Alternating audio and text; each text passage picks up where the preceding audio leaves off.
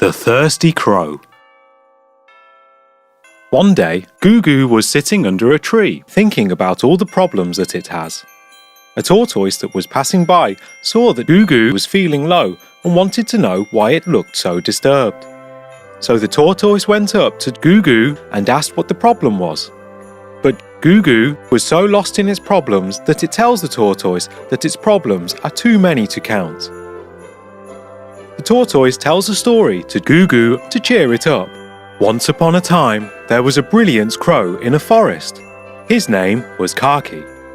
He lived in a nest he had made for himself on a big, thick tree. He spent most of his time in trying to find new ways of making work faster and easy.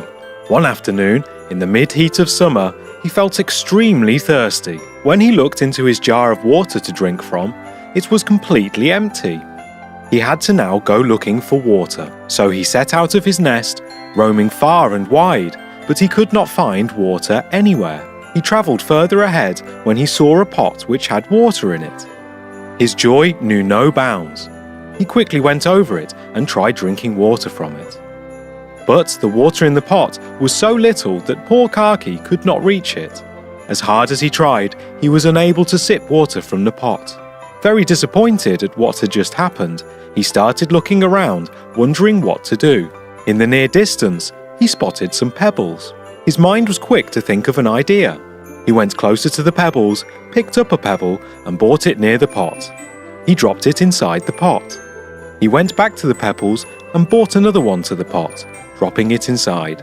When he continued doing this, to his happiness, he noticed that the level of the water raised slightly higher. This gave him more confidence to continue what he was doing, and off he went to get more pebbles. Like this, he picked up one pebble after another and put it into the pot of water. When he had thrown all the pebbles there were into the water level rose enough to reach the brim. It was now easy for him to reach the water with his beak. When he saw that the water was reachable, he bent over and drank water from the pot. He drank and drank until he was content and his thirst had quenched completely. After listening to this story, Goo realizes that it is important to focus on the solution and not the problem. It thanks the tortoise for having shared such an inspiring story to boost up its morale.